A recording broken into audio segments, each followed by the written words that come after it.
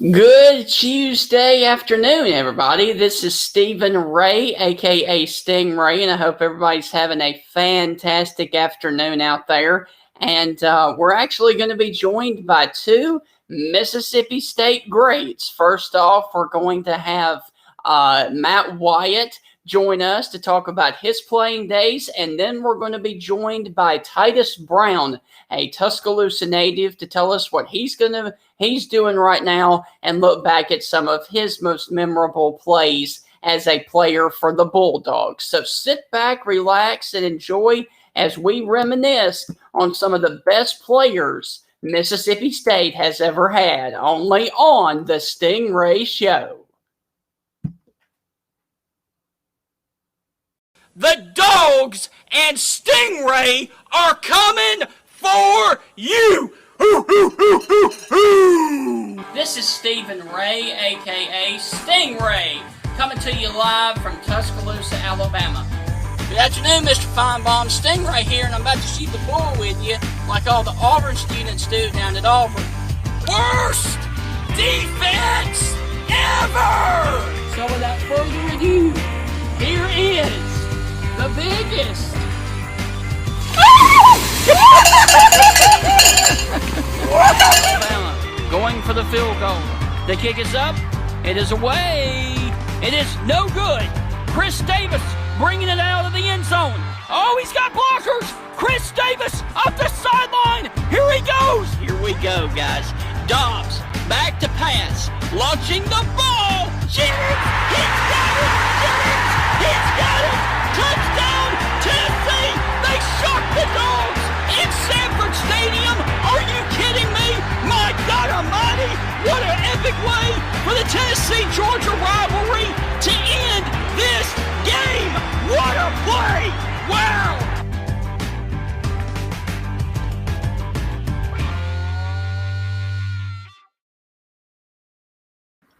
Welcome inside another exciting edition of the Stingray Show, everybody. I am your host, Stephen Ray, and unfortunately, we're going to have to fly solo today for the first half of the show because Heath is dealing with a little bit of an issue right now. So without further ado, I hope everybody's doing well on this Tuesday, and we're actually going to be joined first off by Matt Wyatt, Sportscaster of the Year.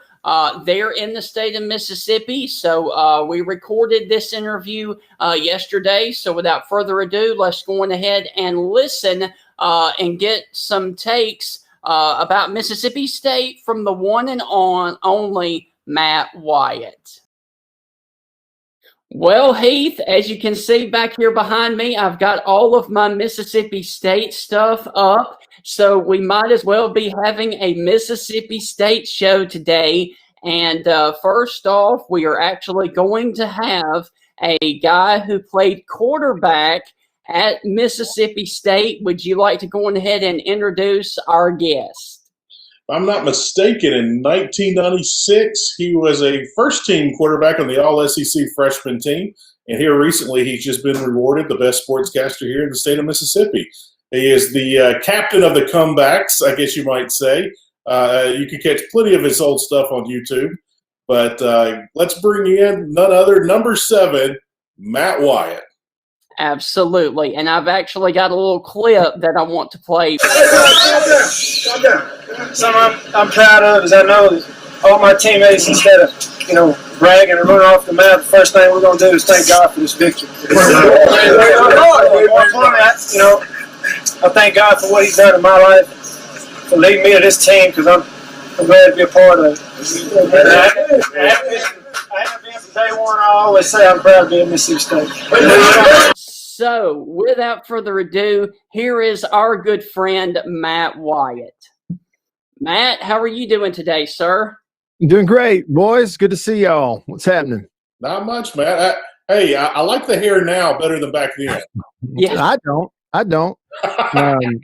This is like by necessity. No, I will say it's a lot less trouble now than it used to be. How about that? I hear you. It's more aerodynamic.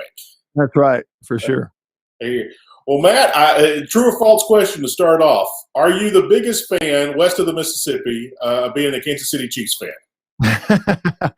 You know what? I have run into 2 or 3 Chiefs fans, other than myself here recently. It's like, as you would expect, the team starts winning, you run into a few more fans.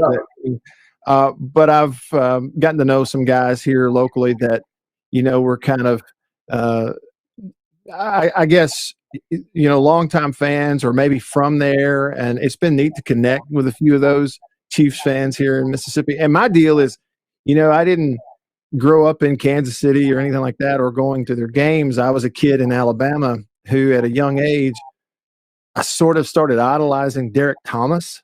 Oh, wow. He, of course, played at Alabama. Right. I got to see him speak one time in person at an event when I was a kid, and I just thought he was the coolest thing I'd ever seen. So because of him, I started following the Chiefs. One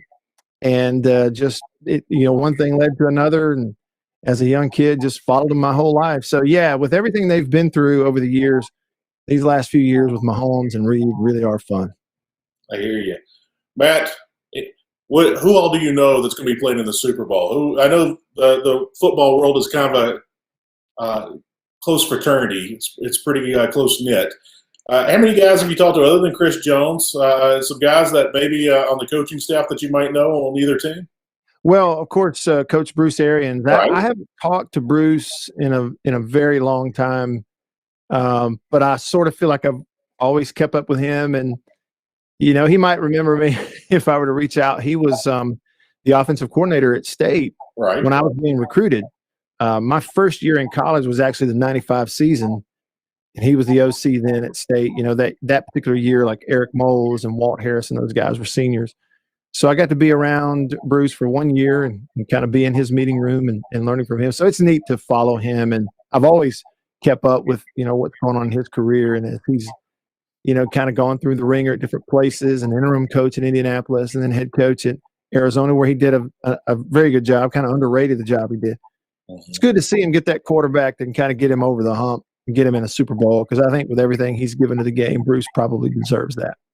No, Matt, me and you were at State at the same time. We were both communication majors and things. We kind of ran in some of the same circles. Billy Cook, who was a football player, he was coach at Houston. Coach Chris Jones, who will be playing in the Super Bowl, played at Mississippi State. But any relationship with Chris Jones over the years? Yeah, other than covering him while he was at Mississippi State, and he was only there for 3 years. Right. So we didn't get to interview him and talk to him as much as other players who might be there for 4 or 5. He was only there for 3 years, rightfully so. But Chris was always one of, if not the most fun to interview and cover while he was at State those 3 years, because Chris has never met a stranger. Chris has never met anyone that he won't laugh with or at or tell a joke to. So he's got a great personality. And I did bring it up to him a few times how we both kind of had a connection to Houston. My wife's family, her mother's side, are all from Houston. She still has family who live in that small town of Houston. We go to Houston a lot.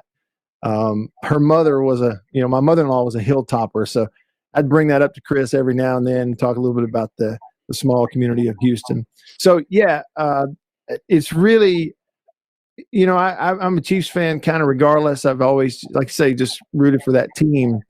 But getting Chris over there and then Willie Gay, and hope he gets well soon, some of those guys has really made it a lot of fun to follow them. I got you. We won't stay on the Super Bowl long. This will be my last question about the Super Bowl. Is Tom Brady the greatest quarterback ever? Oh, yeah. Yeah, no doubt. No doubt. There's lots of different ways you could frame it up, but somebody put it out there on Twitter this morning. I thought it was pretty good. They said, this guy just randomly picked a team and said, hey, y'all want to go to the Super Bowl? And, chose Tampa. Yeah, there's just no question that he's the greatest to ever do it. And I think he didn't really need this deal at Tampa, getting Tampa to the – he didn't really need this for that to be the case and to be solidified as the greatest to ever do it. But now that he goes and in 1 year, you just pick Tampa up by the bootstraps and carry them into the Super Bowl. Of course, they've got great talent around him. They really do, and an excellent coach. But he's the glue. He's the man that made it all happen. Tampa is not in the Super Bowl without him. Yeah. There are other teams in the NFL right now that are in the Super Bowl if they have him. Yes. So there's just no question. He is, I know there's a little bit of, a non-parallel here, but he is the Michael Jordan of the NFL, no question. Well, with that being said, Matt, who are you going with? Are you going KC or are you going Tampa Bay playing at home? Well, I actually think Kansas City's going to win the football game. It's a homer pick. You can call it that if you want to. But Stephen, what I think is, you can't go, okay, it's experience versus experience, right? There's a lot of times when Tom Brady's had a team in the Super Bowl and you go, well, he and his teammates and others have been through this whole thing before versus, Atlanta or these other teams, they hadn't been through the Super Bowl. Well, now you got sort of this destiny thing with Patrick Mahomes. And they've been there. They did it last year. It's also not going to be a normal Super Bowl in terms of the numbers of people in the hoopla.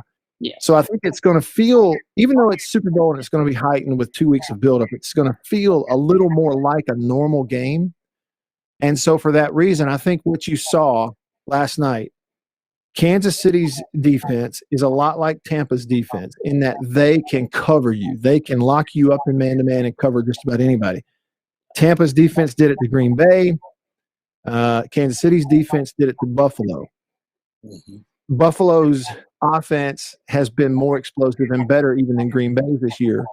And the difference is Tampa is not going to be really facing the types of receivers and speed against Kansas City that they face against Green Bay. When you talk about Kelsey at tight end, Hill, and the speed that they put on the field at Kansas City, I just think that'll overwhelm Tampa. And I also think Kansas City's defensive front, Chris Jones is one of those. He just has a knack for big plays. He'll make a few plays against Brady. So, yeah, I think it's going to be a really good competitive game. Because of Brady, Tampa will have a chance to win it. But I just think Mahomes and the speed of their offense is going to be the difference.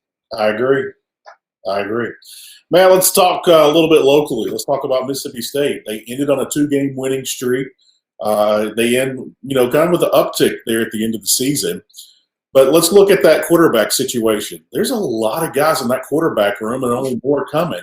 What's it like for a quarterback room to be so crowded and yet basically one guy's playing? I mean, what's going to be the process of coming up the spring and the fall?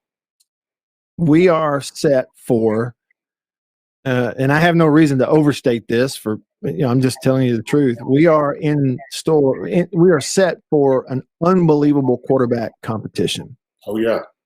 And, we hadn't had that very often at State, certainly not recently. We've had a lot of years where it was pretty obvious what the situation was, who the quarterback was going to be going into the spring and the off-season stuff. But this, while I think it may look like Will Rogers is the obvious starter, I just think he's going to have a big-time competition on his hands. I think Will has a tremendous upper hand. Right. Familiarity with the offense. He had some familiarity with the offense and the calls and the terminology in high school because they ran it some at Brandon. So having played a year in it, he's got the upper hand. There's no question. And Will's a gamer and played really well down the stretch, got better and better. You saw that towards the end of the year. So being on the field, having been through it with this team, he's got a big advantage. But, everybody points to the freshmen coming in. It's one thing to have great talent and to have great numbers in high school. It's another thing to come in there and take over a football team as a true freshman. That is really rare, very rare for somebody to be able to do it. So then you look at the transfers. I think to count Jack Abraham out, just say, well, he's coming in there and he's going to be a backup. I think to count him out would be really short-sighted. Okay. He's somebody that I think is tailor-made for an air raid type of offense with what they ask you to do. He's an old guy, he's one of these extra seniors. And so I think he's going to be very much in the mix and pushing everybody in that competition to be very good, or else he could win the job. So I can't wait to follow the QB competition. I think it's going to be fun. Matt, let's stay on offense. Let's talk about the wide receivers. Now, I'm on the outside looking in, but just to see some of these guys that are coming in, whether through the transfer portal or through new recruits, I think you might have 4 of the top 5 receivers all have different names that weren't on the roster last year. I mean, there's a great chance that there's a massive turnover on offense, and there's a lot of guys with new names catching footballs out of the backfield, downfield, down the seam, everywhere. What do you think about the wide receiving core that's there and the guys that are coming in? Yeah. Well, I think certainly the guy who was your number 1 this year, a true freshman, in Jaden Walley. I think Walley is a future NFL player. He's going to be, by the time he gets done his career, viewed as one of these super versatile type of receivers, go inside or out, doesn't matter. And he'll be the leader of that bunch if he's healthy again. And so I think, you feel really good about him being the number 1 guy in your offense because he's already showed you what he can do just on ability in his first year. I think I think Malik Heath is nowhere near to getting to his ceiling. And I just think another year in the program around coaches who are, really forcing him to grow and mature and work and just elevate everything he does, his ability is through the roof. He's got a whole nother level that he can bring. And I look at Austin Williams, okay? Austin is absolutely going to be – he's such a possession guy and a reliable guy. He's absolutely going to be right there in the mix. So, see, I've named 3 that we're used to seeing, on this team that are, I think, going to be right there as a huge part of it. And don't forget, Devontae Payton, the guy who wore number 0 this year. Now they let guys wear number 0. He was banged up some throughout the year, but when he was healthy, he made big plays. Yeah. And very, very capable of that. So, yes, there will be some new faces like the kid that's transferring in from Cal. Absolutely is going to be right there in the mix on the outside. But I still sort of, until I see otherwise, I think it's going to be names we know. Okay. Wally, Peyton, Austin Williams. I think those guys will be your leaders. Well, my question to you next is, going into this season back in August and September, did you actually see and did the season play out the way you thought it would? Yeah. In this way, Stephen, I told a lot of people, I said it on my show, this first year under Leach with a abbreviated preseason is going to be a year where they will beat somebody they're not supposed to. Right. It'll happen. But because of the other stuff too, the same reasons and the fact that you're so young and all these freshmen have to play for you, you're going to lose some games you're not supposed to also. Right. That was also a given. And doggone if it didn't happen the first 2 weeks. I know LSU had their struggles, but given their personnel and yours, given their holdovers and the fact you didn't have any, you weren't supposed to win that game. And in fact, when you go back and you look at that game, a lot of people just kind of in their hindsight view it as State just blew the doors off the game and ran them out of their own stadium. It was very close. The first 3 quarters of that game against LSU, State never had more than a 3-point lead, and there were 7 lead changes in the first 3 quarters. Wow. It was back and forth until Jordan Davis went through there and hit his arm and forced that interception.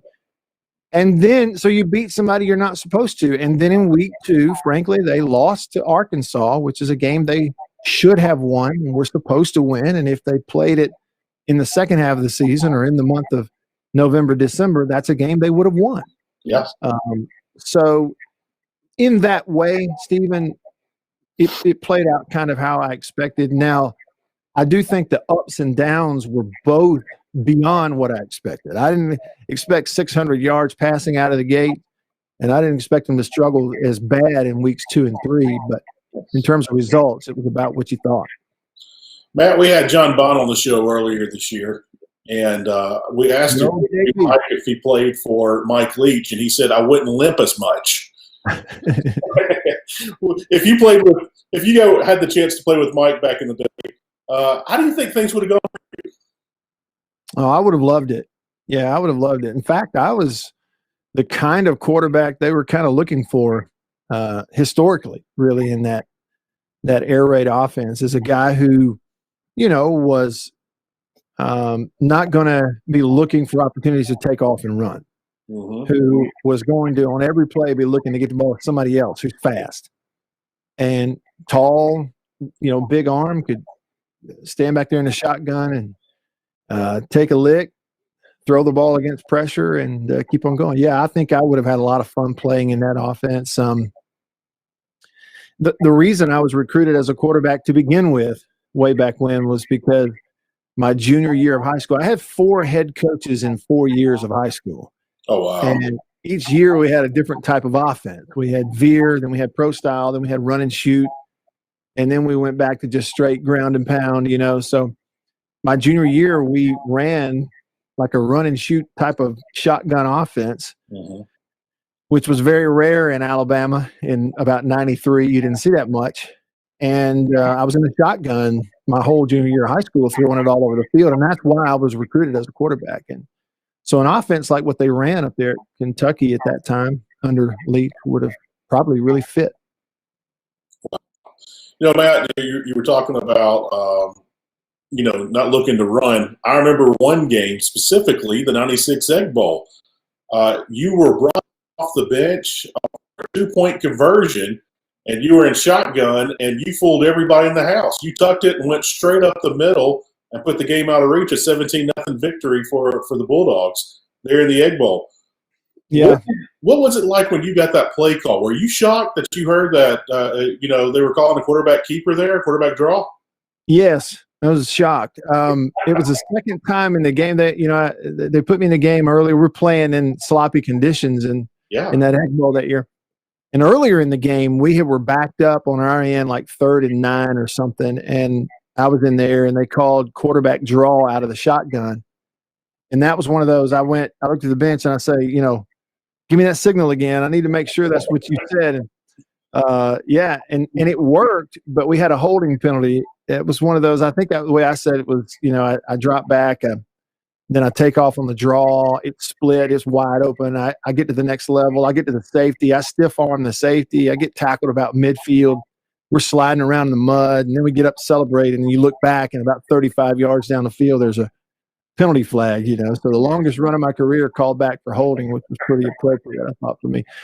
So anyway, that happened earlier, and I guess even though it was a penalty, even though it had worked technically with a holding earlier in the game, when we went in for that 2-point, they put me in a shotgun, which we had thrown some stuff out of shotgun that year on the goal line. They give me quarterback draw, and I did the same thing. I'm like, run it back, tell me again, make sure you're giving me the right signal, And so that time it was one where, again, it split. I don't think anybody even touched me as I stepped into the end zone. And that was a pretty cool experience there at winning that Egg Bowl that way. Our defense was just so dominant. It was we didn't have a great offense that year, 96, but we complemented our defense okay, I guess. We were kind of a young team. And in that particular game, in wet conditions, our defense was just, they were so dominant. Our job was just to not lose the game on offense. I can't remember all the scores. I remember there was a safety on John Avery, and then Sluter had the return and didn't know what to do when he got to the end zone. He just pointed. That's right. That's right. Yeah, and I was a student then. I was sitting in that end zone cheering and hooting and hollering and yelling. That last touchdown when you got the 2-point conversion, I don't remember who made that score. Do you remember? I don't, and I hate to speculate and get it wrong. It might have been Chris Rainey. We'd have to go back and look and see if it was a rushing touchdown or what that was. I couldn't remember if it was defense or offense. I don't either. I do know that Chris Rainey, we had some injuries at the running back position that year. Earlier that year against South Carolina is when Kiefer McGee injured his knee. He was out for the year. And so later on that year, by the time we got the Egg Bowl, like Robert Isaac was kind of banged up and some of the others. And Chris got to play a ton of snaps in that game. He was a freshman like I was. He was from Amory. And, boy, he really, really played well in that particular game. And, he was one of those Mississippi kids who the week of the Egg Bowl, boy, you could tell he had a little bit of a different look in his eye. And so I don't think I was surprised that he played well. Quick follow-up. I would never thought I would ask a question about Kiefer today. If Kiefer stayed with us and didn't pass, how had he gone down in the record books of Mississippi State? He was such a tremendous talent. If I'm not mistaken, he was leading the nation in rushing or second in the nation before he got injured in that South Carolina game. He started off that, I believe his sophomore year, tremendous upside. But how would Kiefer have fared if he stayed with us here on Earth? Well, he would have played in the NFL. There's just no question about it. A healthy Kiefer, he'd have been a high, draft pick as running backs go. And in that time, you're talking about what would have been for him mid to late 90s. They were still, they were still taking running backs pretty highly, pretty regularly in the NFL. So there's no question he was an NFL running back and would have been. He was our offense. We knew that in 96. He was our offense and was going to be our offense. And, so, in terms of records and that kind of thing, he was, I think, already setting records, early in his career as far as, state rushing records. But, yes, he'd have been at the top of our stuff. He would have been a high draft pick. He was no doubter in terms of an NFL prospect. Well, let's go on and talk about another claim to fame for you, the Auburn game. Can you kind of walk us through that game as well? Yeah. So, Steven, I guess you're talking about 99, which that was my senior year, the clip that you played earlier in the locker room. And, another thing about that clip you showed, that was a post-game locker room, and it jumps out at you how my ability to speak in front of people really has gotten better over the years, and your accent, changes when you're forced to do it more, which I've done. And back then, I wasn't as comfortable in front of a group. I'd much rather somebody else get up and talk. And right.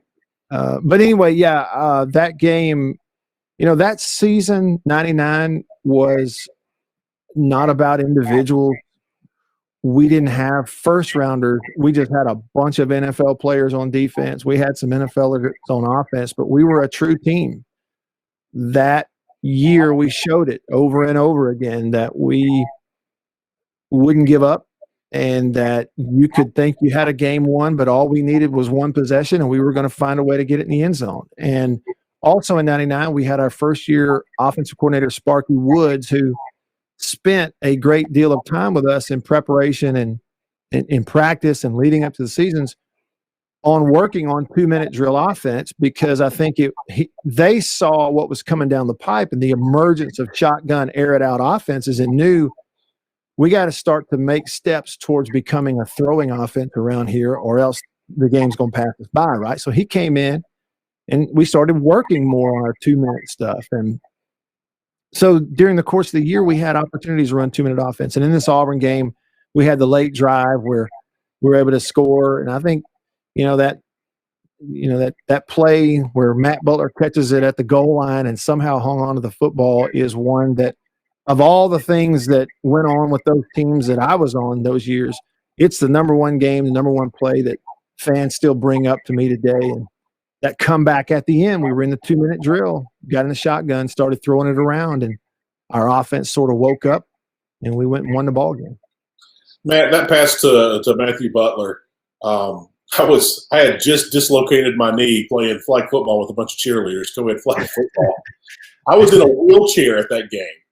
And believe it or not, I had an old lady from there that was cheering for Auburn talking trash to me, also in a wheelchair. Talking trash to me all game long, and she had left early. She wanted to beat the traffic. She goes, "Well, I'm sorry you came all this way."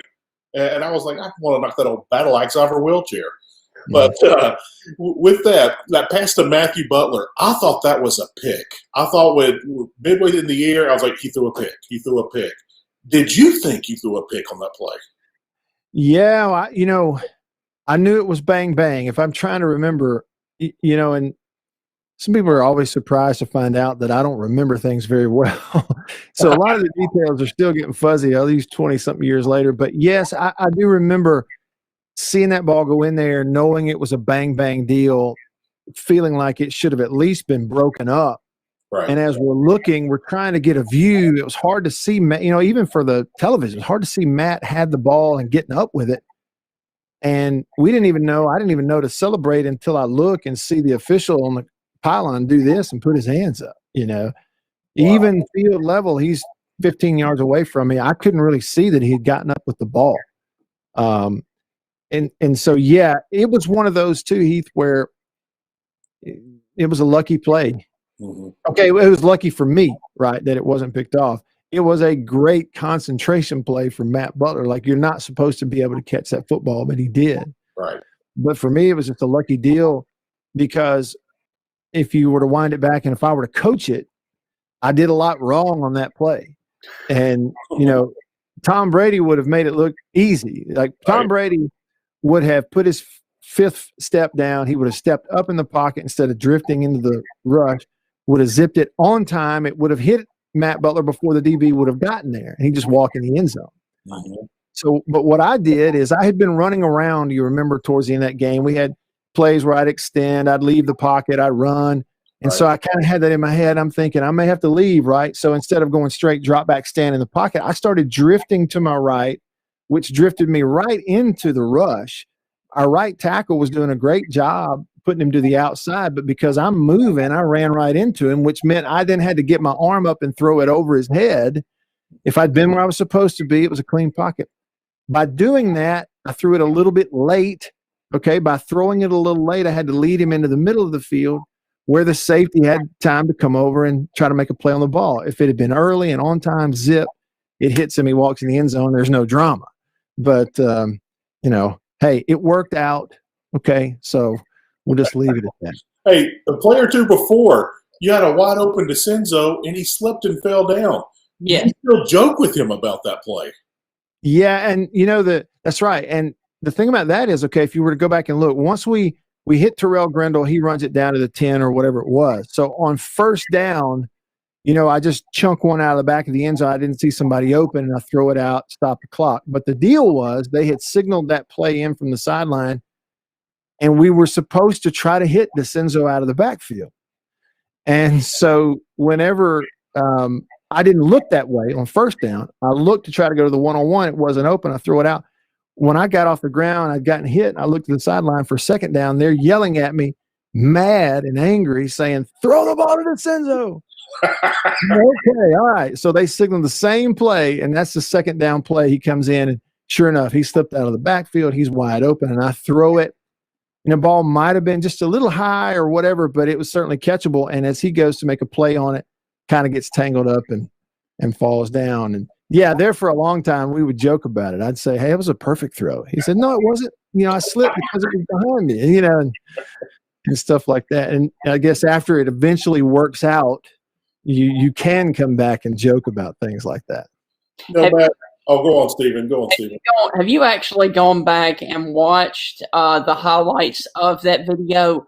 The famous Dave Neal was on that call, and his call of the last-second touchdown where you threaded the needle, his call of that was amazing.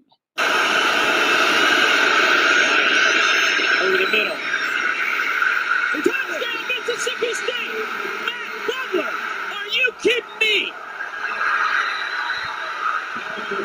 Yeah. I don't know that I've gone back and done it anytime recently. I need to kind of go back and refresh my memory. But man, how cool is it too, though, to see something from, what was that, 21 years ago? Yeah, 1999. Going on 22 years ago, where Dave Neal was calling that, and here he is still calling college games and still sounds the same, and looks the same. Dave hasn't aged a day in 25 years. Probably gotten skinnier. Yeah, no, probably has. Yeah. So, no, Matt, I was going to ask you, it seemed like you guys ran the same play in 1999 when we were down, that you'd have your receivers to the left, everybody would run downfield, and Terrell Grindle would kind of stay underneath, and you would hit him, and he would have a huge gain. Yeah. What was that play called? Because it almost in all the comebacks, you guys ran that one. Yeah. Well, the one against Auburn was actually a different deal, and it was basically a fake Hail Mary.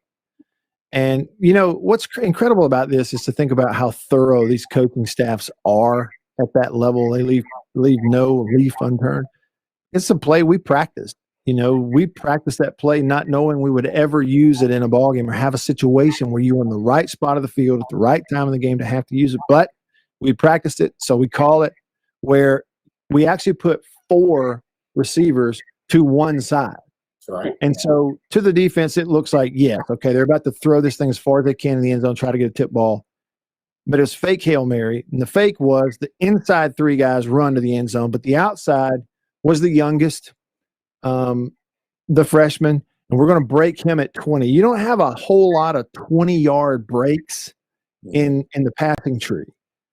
You have double moves, you have deep balls, but you don't have a lot of stuff where you're breaking something 90 degree at 20 yards. It's usually 10 or 15. But we broke him at 20, bring him across, and they just totally left him alone. And when he's running across the field at 20 yards wide open, full speed, and you step up in the pocket, sometimes the signal goes off because he's not supposed – nobody's supposed to be that wide open. Right. It's kind of like when you're in basketball, you know, and you pick up a loose ball, and now you go down to – and you're the only one on that end of the floor. It's like, just don't miss the layup, you know. And so for him, for me, it was just put it in there and make sure it's catchable. But it was a good throw. You know, that was one of those where it hits him in a dead stride where he doesn't have to stop or turn. Therefore, he catches it running and is able to turn it up and make big yards. We had some other ones, obviously, that we hit Terrell in big plays and some of those comebacks. He was a big part of our pass game. But as far as I can remember, that particular one against Auburn was the only time that we called fake Hail Mary and actually ran it during the course of the season. Well, let's go on and talk about another game that you're famous for, the Kentucky game later that year. Can you kind of walk us through that one because you actually had to come off the bench in that one as well? Yeah. And y'all will know better than me. I think that win got us to 8-0. Yes. And we were playing on, I think it was a Thursday night. Now, it might have been a Saturday, but I know we were. It was a Thursday night, I remember, yeah. Thursday night, okay. And so it was a big crowd. And, you know, we had Herb Street and those guys there calling the game, which was pretty cool. And you had that high-flying Kentucky offense on the other side. And we had beaten Kentucky in 97 in Starkville. And when Tim Couch was playing that offense, and the year after that, 98, he beat us in Lexington. So we're playing them now, you know, in 99, hosting them. They had Dusty Bonner as their quarterback. Mm-hmm. They were still throwing it all over the field. And, late in that game, I knew I would play at some point. We just didn't know when, how the game would go. But Wayne, I think rolled his ankle in the second half of that game. And so I go in and play, and they were getting after us. You know, it was a pretty tight game. And then just like we had done all year long, once it was time to get in the shotgun and spread it out, then I got comfortable and was able to shove the ball down the field. And I'll tell you all what's interesting about that. We completed several go down, and Scott Westerfield, who was just Mr. Automatic that year, great hold from Rob Morgan, knocked it through, and we beat him. So the current offensive line coach at State, Mason Miller, he is friends with Matt Mummy, and therefore Hal Mummy, and gotten to know those guys over the years. And a while back, I interviewed Mason on my radio show, and he actually brought this up in conversation that he goes, "Hey, just so you know," he said, "those guys at Kentucky and Mummy," he said, "they know who you are because they've told the story about losing that game before." He said, and what they said was they were kind of hoping that you didn't come in a ball game. And I was like, "What?" And we laughed about it. And he said, and what he said was, he said, because their evaluation of watching the film is if this guy comes in a game, they're going to put him in a shotgun and start pushing the ball down the field, and then it could change on us. They would rather have it a deal where they're just defending, run, and play action, kind of your normal offense. And so we laughed about that because that's really what happened is, you know, we had some success. We were a good football team, 7-0, obviously, but they were going up and down the field and planning to beat us and had the lead late. But once we got in the shotgun, spread it out, we had the receivers to do it. We had the numbers, and I was comfortable doing it as a quarterback. And to get us down, and honestly, after what we had done already that year, to give us the ball and just say, "Hey, you got to go get in field goal range with an automatic kicker," we were like, we got it. I mean, it's not a matter of if we're going to do it. It's just a matter of how much time will be left when we do it. And that's how confident we were, and it worked out that way. Wow. I just remember Waylon Hatch was open every third down play. Our defense was great, but for some reason we lost him every third down play that night. I thought that guy was going to kill us. Hey, Matt, talking about Coach Leach, he was there at Kentucky and everything. We had Adam Rittenberg on the show here a couple of weeks ago, and Adam Rittenberg talked about the times he has interviewed Leach, and he said that Leach will start asking him questions. Yeah. And he said it's not really an interview, it's more of a conversation. And Leach wants to talk to you, wants to get to know you, wants to get your thoughts on things. Tell us about your interaction with Coach Leach, and when it gets off the rails, what does Coach Leach ask you about, and what does he like talking about? Well, and I will tell you too, this has been it's been a disappointing year for a lot of reasons in 2020. But right. One of those, I've always been a huge Mike Leach fan, not only because of his football, but because of his personality and his press conferences. And I mean, honestly, long before he ever came here as a coach, we were playing his sound clips on my radio show and stuff just because we like him. We just thought he was cool. And so because of this pandemic stuff, we didn't get to have a normal season in terms of being around them. Right. When they brought the team back, coaches, everything back for fall practice, which was, later than normal, but still in August, they were very isolated. We knew it. I mean, it was really not prickly, but you just knew, hey, look, you don't just go out to practice and show up like you used to. You don't just walk in the building and go knock on the head coach's door and go in and see if he's got 5 minutes, because they're trying to isolate coaches and players from everybody on the outside to make sure they don't get this virus and spread it around the team. So it was different in that way. It was also different in that this was the first year this was my 10th year to do color commentary on the radio broadcast. This was the first year that we didn't travel with the team to a road game. See, so normally we'd be on the plane, on the buses, in the hotel, around the team, game day, we're there. None of that this year. We're traveling on our own again to isolate the team. So the opportunities to pal around with these guys just weren't there like they normally are. But with that said, in my interactions and interviews with Mike, just immediately you can tell that he is completely and 100% comfortable with who he is and the way he is. And it's just nothing on the outside affects that. And I would just give you a couple examples. Like when I interviewed him up there in the SEAL facility on my show, I guess the day after or the week after he was hired, when they had his opening press conference, he came up and he sat down. We talked for probably 15 minutes on the air. It was very comfortable. We talked about some things that weren't football related, all this stuff.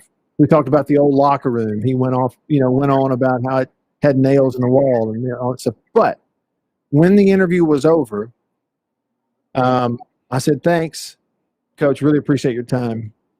I send it to a break. I'm saying, if you're listening, we're going to come back and do this, that, and the other. Thanks. That's Coach Mike Leach. We'll be right back. Every other coach I think that I've ever interviewed takes that headset off, puts it down, and they're gone. He was in a hurry. He had other things lined up. This was announcement day, introducing him to the fan base day. He had people holding the door in the media room there for him to come on out when it's over. But when I said goodbye on the interview, he took the headset off and set it down. But then he stood there and just waited and waited while I'm wrapping up the radio segment. And it kind of says to me, he's waiting to talk to me a little bit after this is over, which is totally unusual for head coaches who are in a hurry. Right. It was a very personable thing. It was a very genuine thing and a very teeny tiny small thing. But in all the interviews with people like that, ADs, coaches that I've ever done, he's the only one who's ever done that. The interview's over.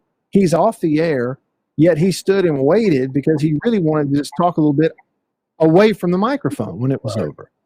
So that was a great first impression for me. Give you another example. I interviewed him on the radio show at one point, and I forget how. I don't know how we got on the subject, but during the course of the interview on live radio, the subject of the Lewis and Clark expedition came up. I don't know how, but we spent the last 10 minutes of our interview a little back and forth of what I had read and what had studied and what he knew and some other closely related examples of, thoughts about the Lewis and Clark expedition. And when the interview was over, I texted him. I said, well, here's the link to that video I was telling you about in the interview. And we had a short conversation via text about explorers back when they opened up the Western United States and out came the settlers, So just to show he's got interests all across the board. And it's not made up. It's not fake. It's not done or put on to seem quirky. The guy thinks on a different level and on a different plane than most others do. That's just the way it is. Matt, it seems like Coach Leach is having some success with the transfer portal and recruiting and things like that. But tell us a crazy recruiting story when you were being recruited. What was that like back then, and who all was recruiting you, and what's something just odd or funny that happened during your recruitment? Well, two things. One, my official visit to Mississippi State. And for those that don't understand what that is, like you have unofficial visits and official visits, okay? The official one is the big weekend long, 2-3 days. They put you and your family up in a hotel, and you're just there for the whole weekend and all that kind of stuff. Unofficial visits could be as simple as they give you and your family a ticket to the game, and you just drive over, sit in the stands, watch the game, say hey to the coaching staff afterwards and go back home. Okay, so my official visit to the state, staying for the weekend, I was paired with two individuals. Okay, another recruit who was Rob Morgan, quarterback. He was a quarterback being recruited also by State. He was from Warren Central High School. And a guy named Matt Caldwell, who was an offensive lineman at State, an upperclassman. He was our host. And, of course, Matt had the recruiting allowance that everybody gets to take us out to eat.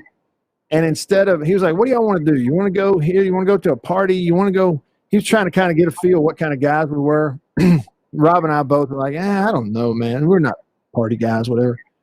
And he goes, hey, over at so-and-so's house, some of the other recruits over there, and they're playing some video game or whatever. Like, well, let's just go over there. Well, so for our official visit, we spent into the wee hours of the night. It was this giant video game tournament between recruits and players at that time. I didn't have video games, didn't play them, never have. I stood and watched and listened to these guys hoot and holler and scream at each other and throw controllers and eat about $200 worth of pizza. Wow. Until about 4 a.m. Literally, that was my experience. And every single recruit that was in that room, every single one of us wound up signing with State. And most people hadn't made up their mind at that time that was actually going on. And the other thing about that is the guy I was paired with, Rob Morgan, not only did we both sign, we were both quarterbacks. Right. We became roommates, and we now are brothers-in-law. We married sisters. And so his daughter, my daughter, 9 months apart, they're really tight, and we go to vacation with them and everything. So it's really neat how that particular visit worked out, but it's also really neat how our lives, mine and Rob's, have sort of been connected for a long time now. That is crazy. Matt, what's the craziest recruiting story you've ever heard? Oh, boy. If you leave the names of the individuals and schools in or out, doesn't matter to us. Yeah, sure. I don't know. I don't have a lot of stories like that. As I told you, I have a poor memory of stuff. My dad and I apparently went on a recruiting visit to the 1994 Egg Bowl in Oxford, on a recruiting visit for Ole Miss. But I have no recollection of it. We argued about it a couple of years ago because I made the statement, well, the first Egg Bowl I ever went to, I was dressed out for. He said, no, that's not true. He said, your senior year of high school, we went recruiting visit to the Egg Bowl in Oxford. I said, no, we didn't. He said, yes, we did. He started naming off where we stayed and where we ate, what happened in the game and where we sat. I still to this day have no recollection of any of that, and I'm not sure why. So I think you cut the protocol. Did you miss that one? Maybe that's what it was, but maybe that's it. I'm just saying I don't have the best memory. I do remember this. Talking about Rob Morgan, who was from Warren Central. his teammate and running back, Brian Darden from Warren Central High School, was like this uber recruit.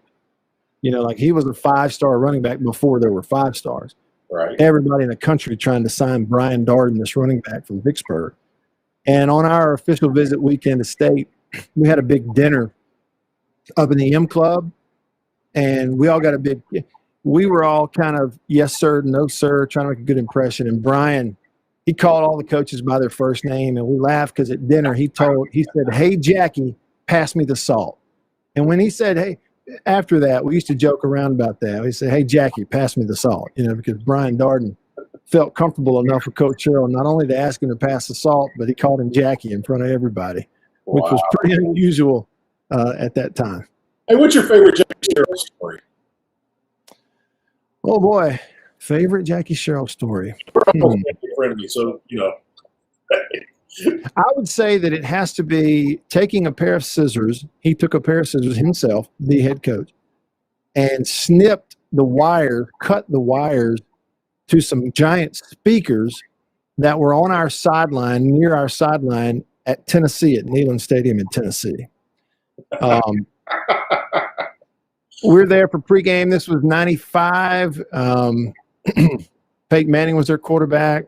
It was like a 1:00 game, nationally televised, all this kind of stuff. We get there. I think it was a game day. It might have been we went the day before to warm up, but I think it was the day we were there early in the pregame. And, you know, Neyland Stadium, they got 100,000 people. They don't need extra sound, but they had speakers placed at certain places, including around our bench, where they would actually pipe in the crowd noise and the band. Wow. So that you would hear all that kind of stuff. And Coach Sherrill just went over there and picked up a pair of scissors, found the speaker cords and cut them here. And he goes over and cuts the other one. And we didn't have to deal with that during our ball game. Wow. I have never heard that story. It's a great Coach Sherrill story. Yeah. And it's just like something he would do. It's like the world was his oyster, man. It's like, I don't want to hear that, so I'm just going to cut the wires. That's great. Matt, after your playing career there at Starkville, you spent some time with NFL Europe, right? Well, it wasn't NFL Europe, but it was in Europe. It was the GFL, okay, the German Football League, and it was sort of intermingled with NFL Europe because players would go from, you know, like our teams to theirs and their teams to ours and stuff. And right. We had some European players who would play, you know, who might have played the end of their season for the Frankfurt team in NFL Europe, and then they came and played on our team in Hamburg. And so it was a GFL. And, yeah, I graduated in May of 2000, and about 2 weeks before graduation, I went ahead and got on an airplane and flew to Hamburg and lived over there for about a year and played ball. And it was a great experience. Wouldn't trade it. But when it was over, I was really ready and happy to come back home and, you know, eat some fried chicken. I couldn't find it over there. What was some of the things, just a few of the things that you missed over there or that you really liked when you were there at Hamburg? You know, the football was not quite at an SEC level, but it was very good, very competitive. And that was fun and everything, but everything else is really what stands out to me. Just seeing places that you had only read about. I've only been to Europe one time. That was it. In the middle of that year, July of 2000, in the middle of that year, we got like 2 weeks off. And so myself and a couple of teammates piled up in my car. I had a team car. And we stayed gone on the road for about a solid 12 days. We left Hamburg and we went and kind of pooled our money and had this route planned out. You know, we went to Amsterdam, we went to Brussels, we went to Paris, Nice. we went to Luxembourg, we went to Frankfurt, and then to the Swiss Alps, and all of that driving and staying and seeing and sightseeing and everything was just really special to get to do that. And And the two teammates I was with, one was a guy who had played at Cincinnati, was a defensive back at Cincinnati. And the other was a guy named Jay Moore, who had been a defensive lineman at Central Florida. He and I had actually played against each other in college when we hosted Central Florida in '98. And Jay's first career sack in college was me. And we got to talking about that. And we wound up making a trip all over Europe together. That was a pretty neat thing. That's very neat, Matt. That's very neat. Now, Matt, I'm going to bring up something fun here.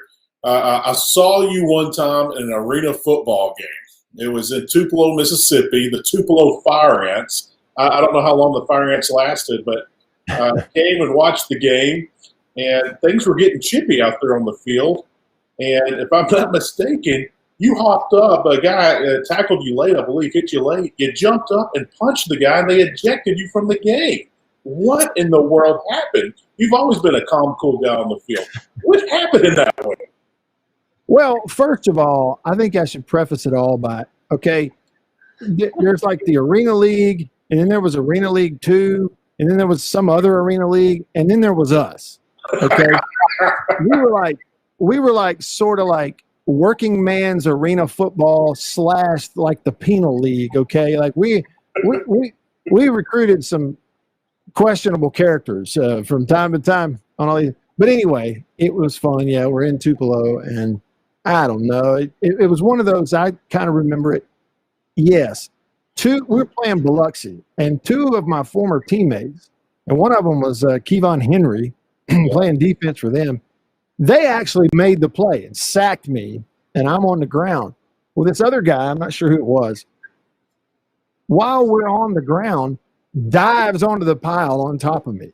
Bam! And then starts rolling over. So like he didn't even make the play. So it made me mad. Well, then he wouldn't get off. These are all split-second decisions. And so I flip him over on the ground, grab his face mask of his helmet, put my foot in his throat, and run real hard and pulled his helmet off. Wow. And when I pulled his helmet off, that started a big, here we go, big melee, pushing and shoving. And like I said, I mean, our league was kind of like half WWE anyway. They start throwing us out of the game, and I still have the other guy's helmet. And so before I go to the locker room, I took his helmet and threw it down the field about 25 yards, and the fans were like, we were just kind of putting on a big show. And so as they threw us out, bless his heart, they threw the guy out whose helmet I pulled off also. And they made us leave the arena. And as we were leaving, going to our locker rooms, I said, "Hey, man, you okay?" He's like, "Yeah, I'm okay." I was like, "Hey, sorry about that. It's whatever." He goes, he says, "You busted my lip."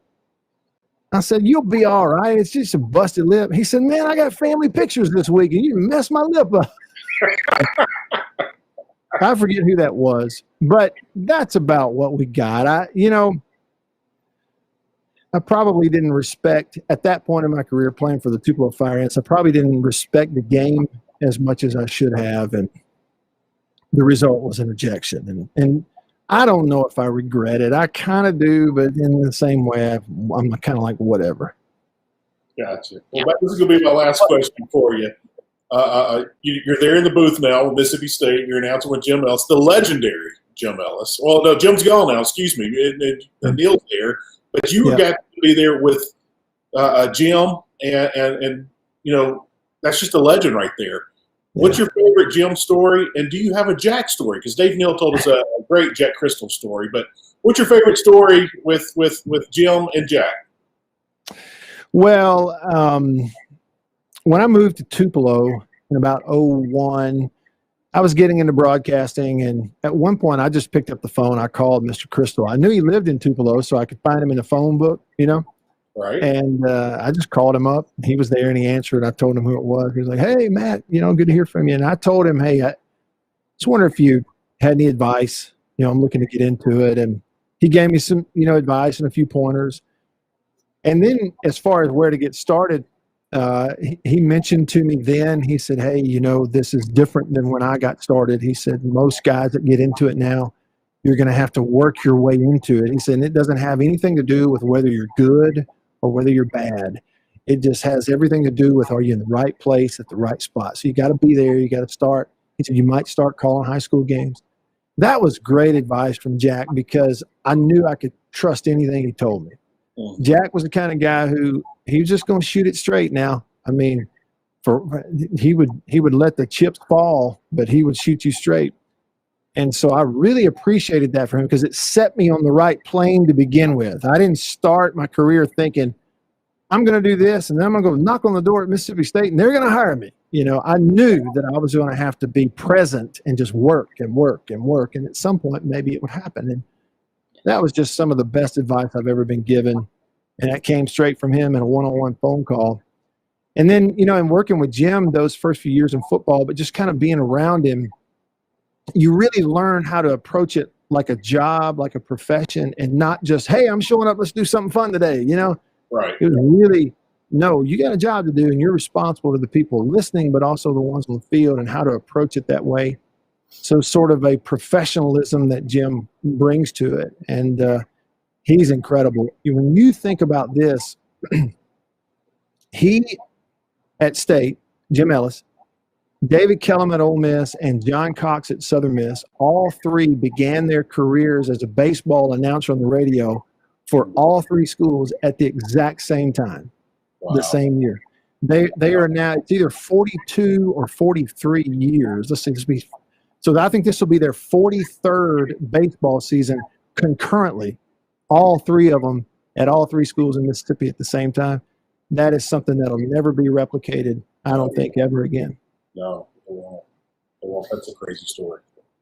Well, my last question for you, Matt, going back to brawling for just a second. You know me, man, Heath, I've got to get it out there. Yep. What were your thoughts on the brawl between Mississippi State and Tulsa? And since you're so in tune with Mississippi State, have you heard any updates about a potential suspension or issues? Okay, no, I haven't. I haven't heard any, the last part. I hadn't heard any update on potential suspensions or issues. Like if it carries over into next year, you know, my experience would tell me that I will actually be surprised if we are told of a suspension until it happens. Most of the time, as you know, right, we can't find that out, and then we get to the game, and then we get a sheet about 30 minutes before kick. It says, okay, these players aren't available. You know. But I haven't heard anything about it at this point. Now, my thoughts on it. I really fall right in line with the way that Coach Leach sort of approached it and talked about it himself towards the end. You know, when they finally asked him, I guess after it was all over, one, he didn't see all of it. In the immediacy, he's going to go back and watch it on film. But number one, just like he said, it's dumb. Okay, a bunch of guys with pads on and stuff and fighting. Okay, so number one, it's dumb. Dumb for that reason, but dumb because it gets you in trouble, gets you suspended, and there's nothing good that comes out of it. Okay, number two. But number three, also, fights happen. I'm telling you, I've seen just as bad or worse fights at practice. Right. I was in one in an Arena League game. The Bills tried to start one last night as best they could. They tried. If they could get one started, they would. You're asking these guys to be downhill as aggressive as a human being can be legally. Right. Yet we're asking them to never, ever do anything from an extracurricular standpoint, never lose their cool, never throw a punch. As bad as we hate to admit it, it's going to happen. Yeah. And it is not something that you point to and you just wipe it away and say, oh, well, boys will be boys. But no. Every player who's ever played understands. If I do that, they're going to punish me. I'm not supposed to fight like that. Okay? Everybody understands it. There's a reason. If they do suspend somebody for that fight, they're not going to be surprised. The player's not going to like it, but he ain't going to be surprised because you know you're not supposed to. It's not a part of the game. Right. Having said that, we've had not tens, not 20s, literally hundreds of examples of fights just like that after football games and before football games my entire lifetime.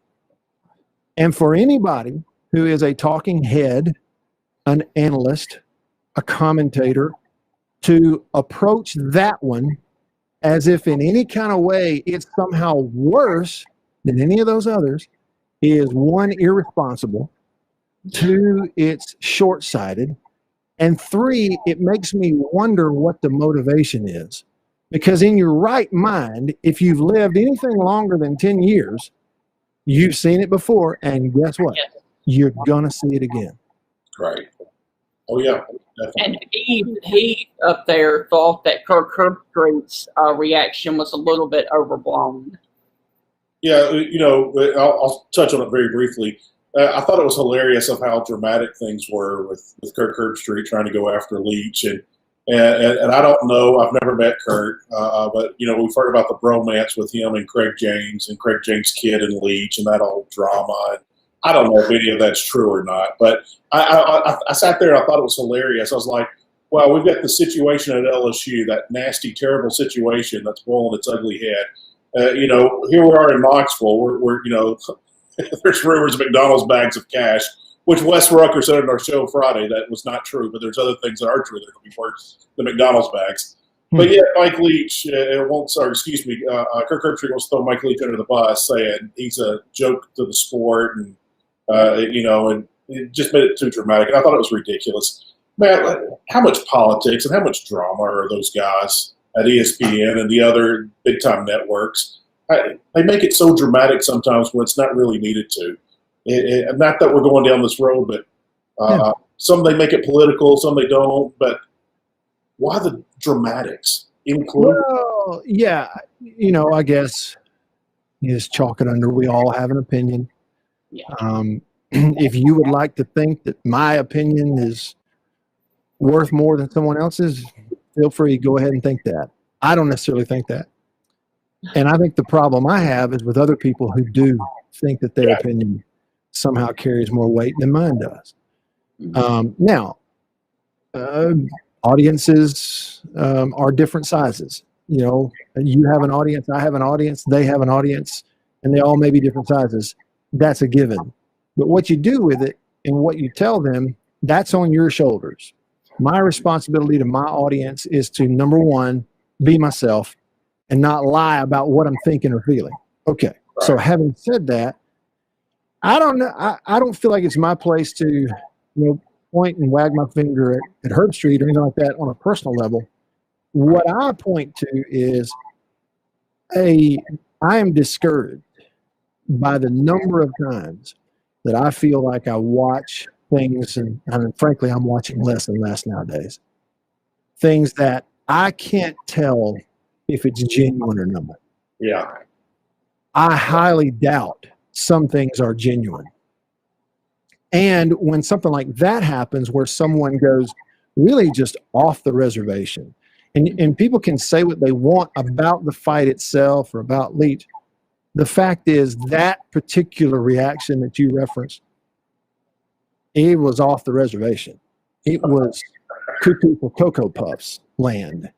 And when that happens, it makes it really hard to then consume stuff in the future with the same trust and the same belief. And because now you're constantly going, well, what's behind this? What's behind that?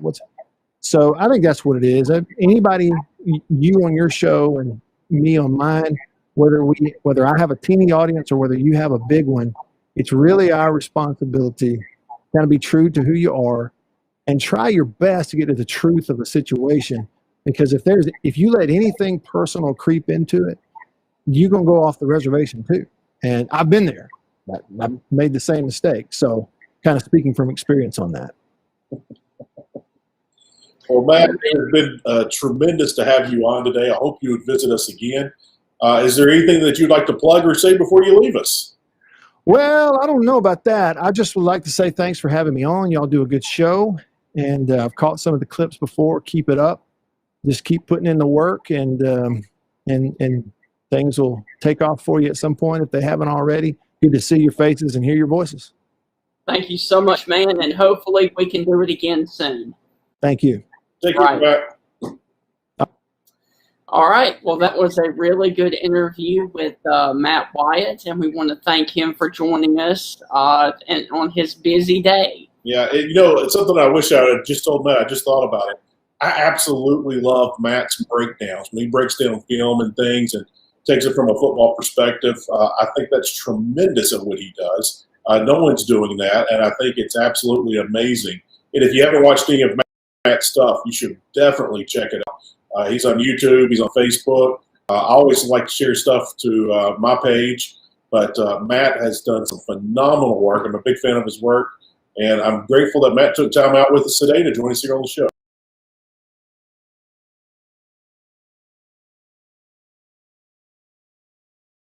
So, guys, we are back live, and unfortunately, Heath has not joined us just yet, but we do actually have another interview that we want to get to today, and it is actually a Tuscaloosa native.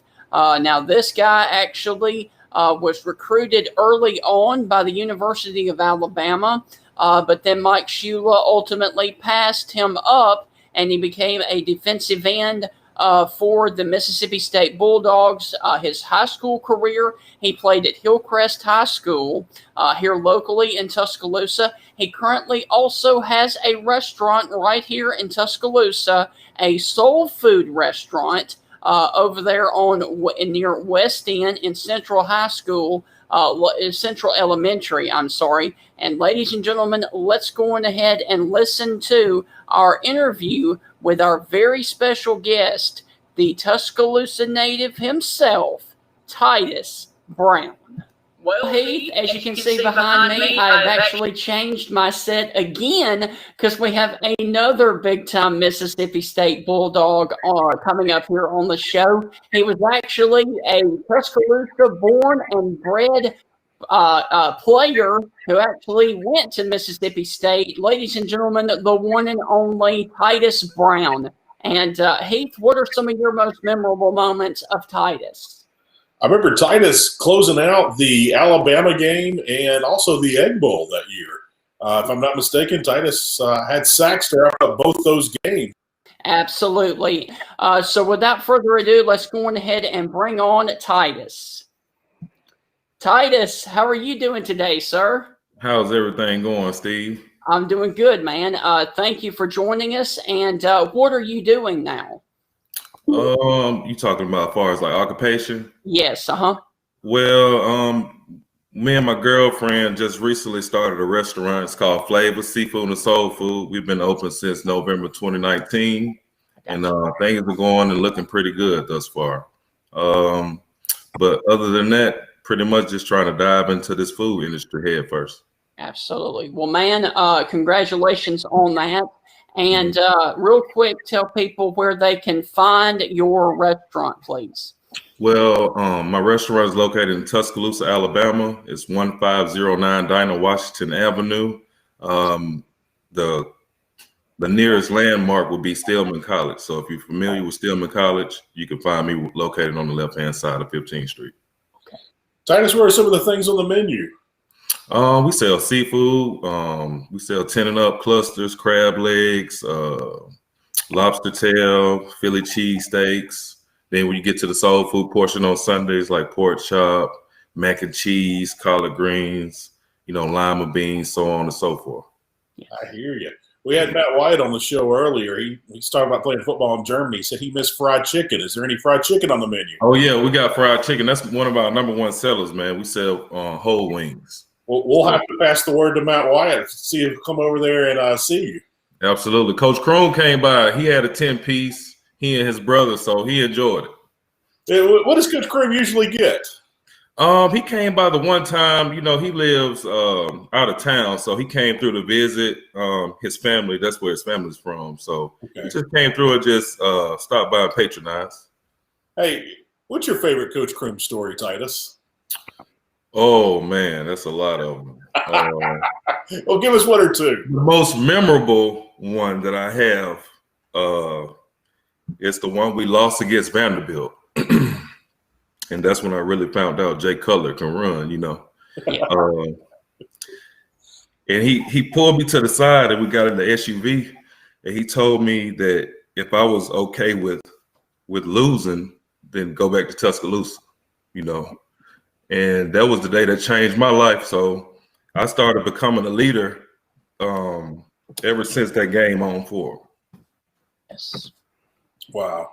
What is something funny that Coach Crew might have said to you guys that y'all still laugh about when y'all talk about it? A funny Coach Crew moment was he dressed up in pads and he put on, it's a different color. It's a medic jersey that you get on when you're injured.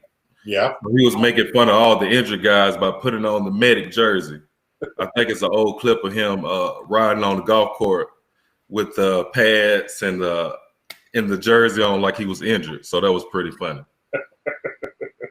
Did he call out a couple of guys? Oh, anybody that stayed injured, he mocked them repeatedly. Wow. Well, you are a Tuscaloosa-born native.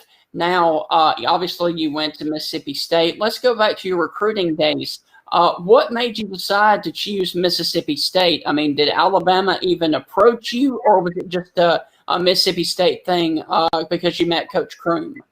Well, I was high on Alabama's radar early on, but they never did pull the trigger. You know, I was going out to some of the luncheons, some of the camps and stuff like that. Yes. But Coach Shula never did send the offer in. You know what I'm saying? Right. Coach Croom, he came down, met my parents, and he basically extended his hand to us. Me and my family, and that was all I needed to see. And I was committed ever since. Well, I'm sure that gave you a little bit of chip on your shoulders when you played Alabama. Oh, absolutely. Yeah, me being born and raised in Tuscaloosa, it was kind of a, wish you would have type thing, So it always let me play with a little bit more competitive edge because you had the opportunity to sign me and did not. Yes. Mm-hmm. Titus, I was working in media there in Columbus and Starkville back during your playing days, and if I'm not mistaken, the end of the Alabama game, you ended it, right, with the sack. Am I correct on that? Absolutely. Yeah. Yes, sir. And if I'm not mistaken, that pick six at Anthony Johnson, was it you that got in the backfield and made the hit? Oh, yeah, absolutely. Yeah. Talk about that play. That's I'm still a current season ticket holder. I'm a state grad. But that's got to be one of the craziest, greatest plays that stadium has ever seen in its century-old history. But talk about that one play, that 100-yard pick six. Well, I always talk to, I saw you guys had DP on the show. Yeah. DP and Ant, they really similar in play. Every time I used to joke with those guys like, hey, I'm going to get to the quarterback. Y'all just make sure y'all pay me at the end of the day. You know what I'm saying? So I wasn't expecting them to run a bootleg close to the goal line like that. You know what I'm saying? Any type of play action. I think they was on like maybe the 3-4 yard line. And they ran a bootleg to my side and I didn't bite on it. And I went straight upfield. And by the time John Parker Wilson saw my face, he just threw the ball instantly. So I thought I'm thinking he was throwing the ball out of bounds or, but he didn't have enough torque on it because I caught him on his back leg. Mm-hmm. And he threw it right to Ant, and the rest was history. How surprised was he when he turned around and saw you? Oh, man, he looked like a deer in the headlights. I got that big. He just threw it up. He was just trying to throw it away. He wasn't meaning to throw it to Ant. He was just trying to get rid of it, Mm-hmm. That's what they taught, to get rid of the ball, but sometimes you just got to take a sack. Now, did you tell him anything when he was on the ground, or he say anything to you? If you can watch, if you pay attention to that, you'll see what you need to see. Man, you threw him down like a wrestling move too, bud. Well, me and John Parker, we've been playing each other since high school. Yeah. I got a lot of respect for JP. He's a great player, great guy, but it was always competitive. Now, do you still talk to him when y'all see each other? Do y'all even mention that play? I haven't seen him since that play. It was always, it's always respect. Hoover and Hillcrest was big rivals. We lost to them in the quarterfinals and the playoffs, but it's always been a trash talk thing amongst us. So that every time I got a chance to play him, it always was personal. Yes. Well, can you kind of talk with us a little bit about your first start? Was actually that Florida game where y'all upset Florida. Kind of talk about the momentum going into that game because you guys had lost to Maine a few weeks earlier. Oh man, don't mention that. Well, I hate you mentioning that Maine game. Yeah. Oh my goodness, I didn't even know Maine had a football team, and we lost. You know what I'm saying? But the start against Florida, that was huge. It was a huge win for the university. It was a huge win for Coach Kroom. Yes. I feel like, even though we didn't win that many games that year, that win kind of gave the fans a little peek of what we could do. Yes.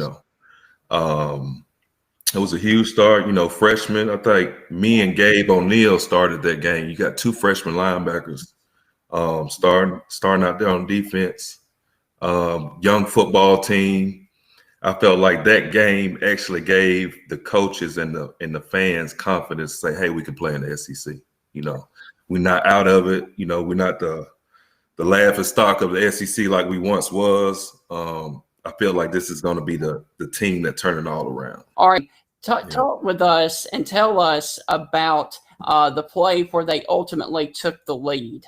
You guys did. What was that like on the sidelines? Oh man, you couldn't hear cowbells. You could still hear the cowbells. It was so loud, man. Yes. Jairus Norwood, another freak of nature. It's explosive. He got, they couldn't stop Norwood all game. Yes. They had to deal with Norwood. If it had not been for Norwood, it would have been a different outcome. My hat's off to Jairus on that. He played one hell of a football game. Yes. And like I said, I felt like that game really changed the culture of Mississippi State football. Yes. Now, what if you can remember, what was the message that Coach Kroom gave y'all in the locker room after that win? Pretty much, like what I just said, culture-wise, Florida being a championship football team, coming from, just great players from on down the line. It was just a major win for us because Florida always been a team that competes and stays, in the top ranks in the SEC.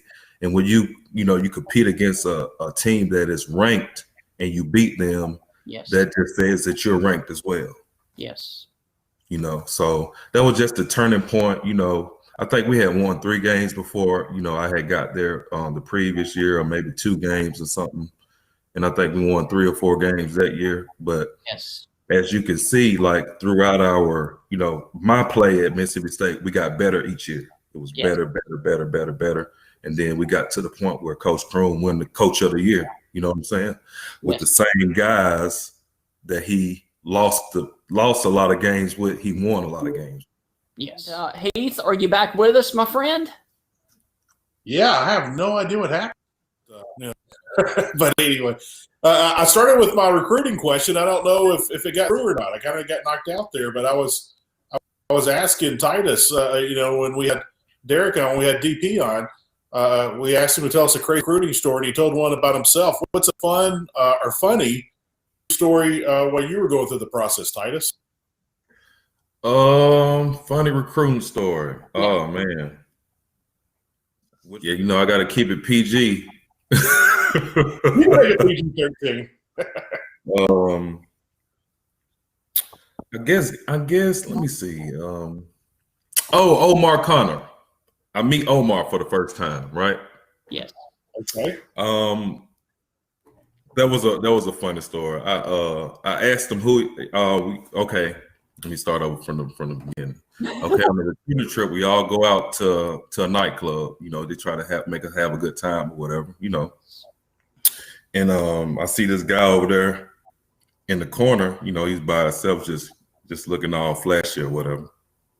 You know, he's dressed from head to toe. And I say, hey man, hey, what's your name? He said, you don't know who I am? I said, no, I don't. He said, I'm Omar Khan. He's the quarterback. So, I didn't know anything about, Mississippi State prior to being signed to them. You know, I was always watching Alabama, you know what I'm saying? Because I was thinking I was probably going to go there, play football. So I didn't know who Omar Carter was. I didn't know he was a starting quarterback. And he felt kind of, he probably don't remember that. I told him about that one time. He said he didn't say it, but he did say it. He done it on me. He said, you don't know who I am? Omar Connor. You know. And that's insane. That's a great story. All right, so let's go back and talk about the Alabama and Mississippi State matchup, if you would like. Now, the 2005 or 2006 matchup, you guys actually came into Tuscaloosa.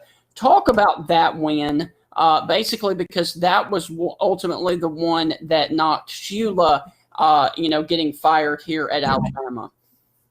Well, now that was a game that actually really put us on the map. Yes. As far as like saying, hey, these guys are a force to be reckoned with. We always had an attitude of being a tough football team. You know, that was our motto: win, lose, or draw. We was going to out hit them. We was going to be tougher than them. Yes. Even if they were more athletic or talented than we were going to always make sure we are tougher and than we out hit them. Yes. So that was a game of basically just saying, hey, we're going to line up both sides, play smash mouth football, and see who the best going to be at the end of the day. And then that's basically what happened. We end up coming out on top of that game. Yes. A lot of people, you know, thought that we were going to lose. But we knew as a football team going in that we were tougher than anybody in the conference, you know, because that's something that Coach harped on. That was our DNA was being a tough football team. Yes. You know, we didn't have the 5-star recruits. I think we had one 5-star recruit, and that was DP. You know what I'm saying? And we just had a bunch of guys that was hungry and bought into what Coach Kroom was pretty much what he was preaching, you know, just saying, hey, line up, do your job and play 110%. And that's what we did. And it showed on that Saturday. I felt like it was like us winning the Super Bowl. Okay. I never won the Super Bowl, but if I had, I feel like that's something that would feel like. You know, it felt like a championship game to me. It felt like we was in it.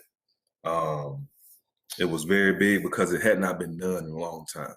Yes. You know, when you have a team that's constantly in the red, and then all of a sudden y'all just see a little green, that's huge. You know what I'm saying? And you know how it is. You're a Mississippi State fan, diehard fan. You've been through the Sherrill era. Yes. And you know what it was. You know, you got the bad taste in your mouth from losing. Yes. Put it like that. And when you got a guy like Coach Kroom that come in expecting, you know, if you listen to his press conference, he said it's going to take a while. It's going to take time. Yes. And people don't realize that taking some average guys and making them great players that's a lot of work, you know. Yes. And that's what we were. You look at me, I was a 2-star athlete. I wasn't pretty. I didn't have all that glitz and glamour, but you know, I had the heart of a lion. You know what I'm saying? So that's pretty much Mississippi State football in a nutshell. All of us had hearts of a lion, and that's why we beat up people. When we played them, win, lose, or draw. If you look at Mississippi State football games, we beat up people. Yeah. We beat them up. Well, one quick final thought on the Alabama series back in 2005. Mississippi State, unfortunately, you guys did not win that game, but We should have. Yes, but you had a huge play in that game, a fumble return at the end of the first quarter that I think was 54 yards. Can you please walk us through that huge fumble return, please? I should have scored. Okay. Quinn Culberson is running beside me, telling me to pitch him the ball. Yes. I'm telling him he should block the guy that's tackling me now. You know what I'm saying? So if he blocks the guy that's supposed to tackle me, I score anyway. Yes. He saying, pitch it. Man, I'm not gonna give you my glory. This is my glory right here, man. Run beside me and block. When's the last time you talked to Quentin, and did that play come up? I haven't talked to Quentin in a while, but that play always comes up. And you can see he scores, I think, against South Carolina. He gets an interception. I end up blocking for him. Yes. And I tell him, I said, see, this is how you're supposed to do it. You line up, you block for your teammate instead of trying to get the ball and go score for yourself. Yes. Titus, if I remember correctly, and I could be wrong, you had a safety at home game against Kentucky, didn't you? I did. Yeah, and I remember that. Oh, man. You really don't want to know how that happened. It was delayed blitz. I remember it was a delayed blitz. Oh, it wasn't supposed to be a blitz. I was supposed to be in cover 2. So Pee-wee walks up. You remember Savlakia Griffin, number 25? Yeah. Okay. Pee-wee said, hey, he said, Bulldog, we need to play. Bulldog, we need to play. He just kept telling me that. So, I'm a young guy. I'm a freshman. You know what I'm saying? If an older guy telling me we need to play, he's telling me to go do something that he can't do because he's too far behind, right? Right. So it was a cover 2 call, and I just seen a whole part up like the Red Sea, and I just took off. So when I took off, quarterback was about to throw the ball. I end up hitting him. I get to safety. Everybody's happy. I get on the sideline. Coach Ellis Johnson come up to me, the defensive coordinator at the time. He looks at me. He grabbed me by the face mask. He said, I don't know what the hell you just did, but I love it. That's great.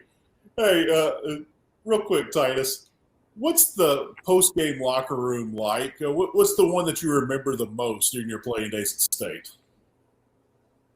Of course, the Alabama win. Mm-hmm. All the Ole Miss wins. It's we want to beat Alabama, but you got to beat Ole Miss. You know what I'm saying? Right. Yeah. It's always, that's the last game of the season. That's the game you build off towards next year. So usually you remember the games that's toward the end of the year more so than ones in the beginning. But anytime you get a chance to get that egg at home, that's always huge. And can you go ahead and talk about that 2007 Egg Bowl that ultimately ended the tenure of Coach O up there at Ole Miss? Talk about that one as well, because that one, you guys, y'all couldn't do anything until that fourth down stop in the fourth quarter. Yep, they went for it. We stopped them. The fans was leaving. I remember this game. I think we was down like 14-0 or something like that. Everybody was walking out the stand like, oh, man, they doing it again. And then we end up scoring. And then we end up stopping them, and they punt the ball. Yeah. And for some reason, the coach sent out the punt safe team. The punt safe team is the defense. That's not the punt team. Yes. So the play that DP scored on, it wasn't designed for him to score on. You know what I'm saying? If that makes sense. So they end up punting the ball. DP's the punt returner and the safety at the time. So we just sent him back and just everybody up, just pick the man and try to block him. You know what I'm saying? So that's what happened. They punted it, and DP hit third gear, and it was off to the races. And once I saw DP shoot past me, you could see me in the background. I hold my arm up like that. I knew he was gonna win. So you were actually on the field because he called Absolutely. defense. Gotcha. Okay. Mm-hmm. Yeah, I throw my hand up. I already knew we was going to win. Once I saw those, we scored those 2 times. I think in less than like 2 or 3 minutes or something. Yes. I said, yeah, we're going to win the game. Well, after that game, did you have any on-the-field confrontation or conversation with Coach O? I don't think so. I think we just walked by, shook hands, great job thing. Okay. We can rewind and go to Alabama, and I talked to Coach Shula at the combine. Yes. And I was walking with Wallace Gilberry, and Wallace Gilberry was number 92 for Alabama. If y'all don't know who he is. Yeah. And we was at the combine together, walking, and I think Coach Shula was the offensive coordinator with the Panthers at the time. Yes. After he got fired, got crooned. That was the expression. When you get beat by Mississippi State, they called it crooned. Yes. Whatever. So after he got crooned, he was with the Panthers, and we met each other walking down the combine in Indianapolis hallway.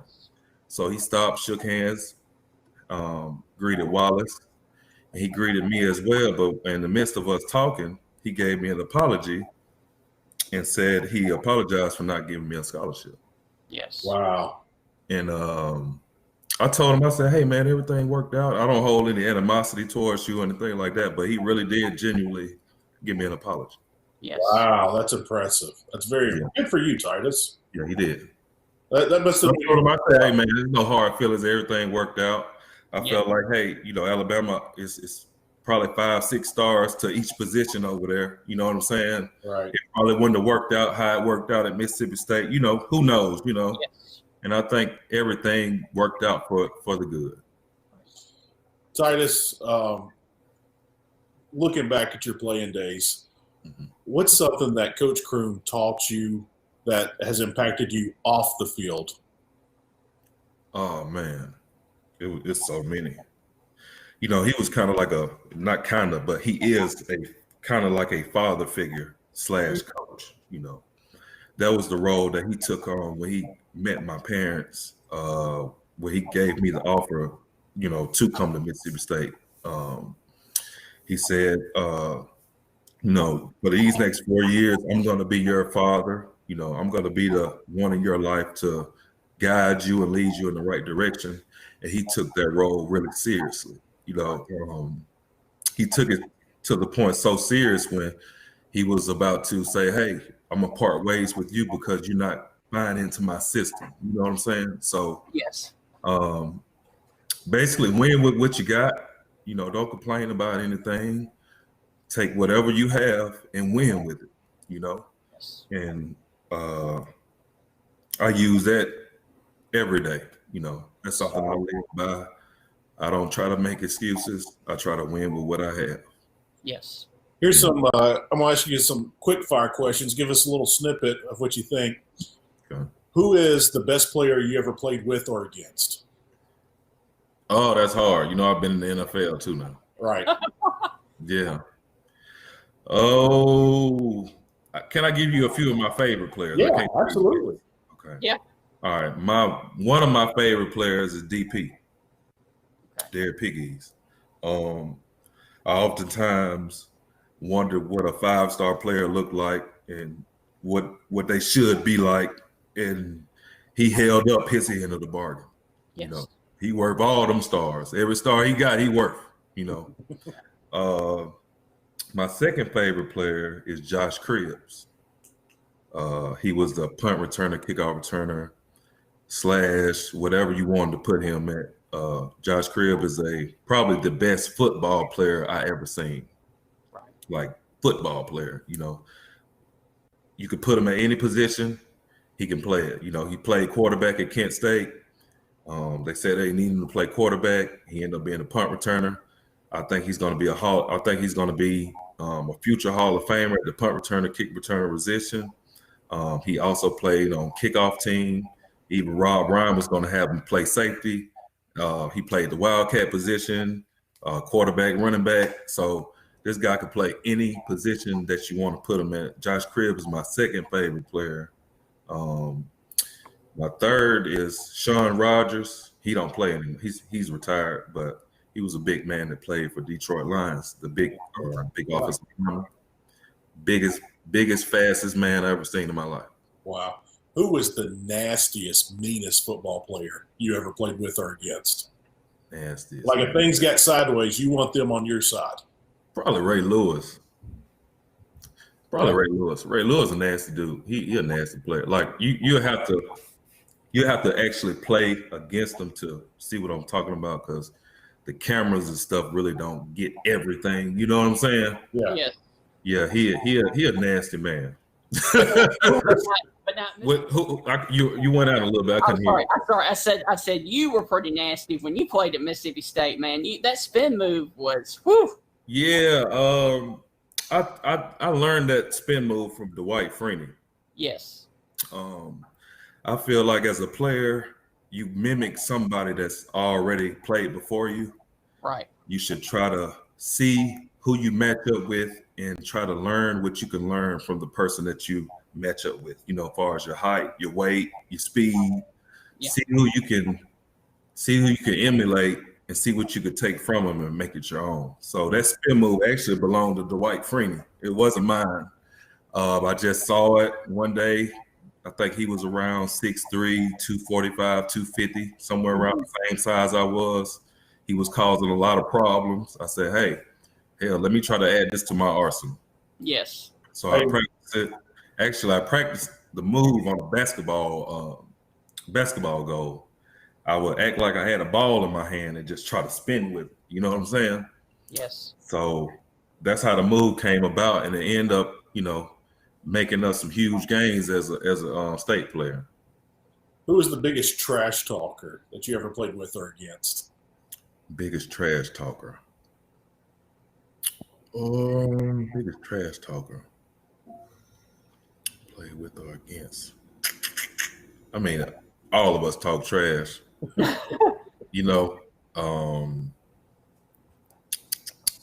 LaRon McClain. He talk a lot. Really? I was playing when LaRon was at Alabama.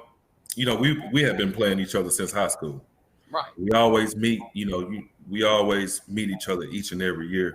But he a guy that talk a lot of trash, but he can back it up also. Yeah. Yeah.